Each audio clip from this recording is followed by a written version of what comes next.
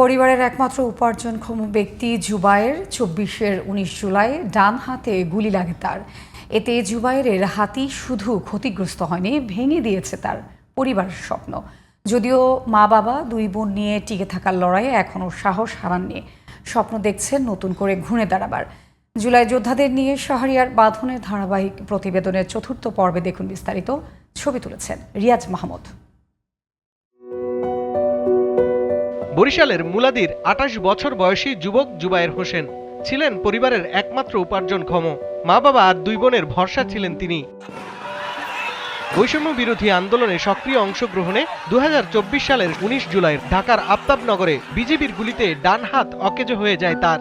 আমরা করলাম কি, প্রায় ৪০-৫০ জন একসঙ্গে হইয়া ওদেরকে ধাওয়া দিলাম, পুলিশদেরকে ধাওয়া দিলাম। পর পুলিশ আমাদের দেখি একটু ওরা ওদের দৌড় মারলো। দৌড় মারার পর দেখলাম কি কিছু পুলিশ রোড থেকে বের হয়ে আমাদের দাপ গুলি মারা শুরু করলো। গুলি মারার পর দেখলাম যে ঠাস ঠাস করে দেখলাম ৩-৪টা বলা আমার নিচে বেরিয়ে গেল। এটা দেখতে গিয়ে দেখি যে আমার হাতে গুলি লেগে গেল। গুলিটা দেখলাম যে এই যে এখান থেকে ঢুকছে।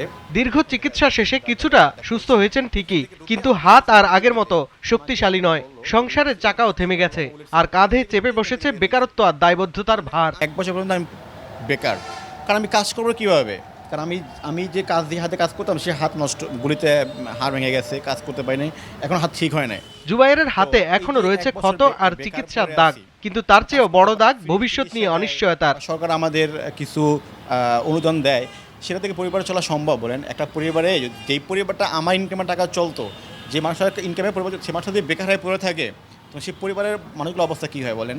জুবায়ের অপেক্ষায় আছেন, স্বপ্নও দেখছেন আবারও নতুন করে ঘুরে দাঁড়াবার। করে দিবে।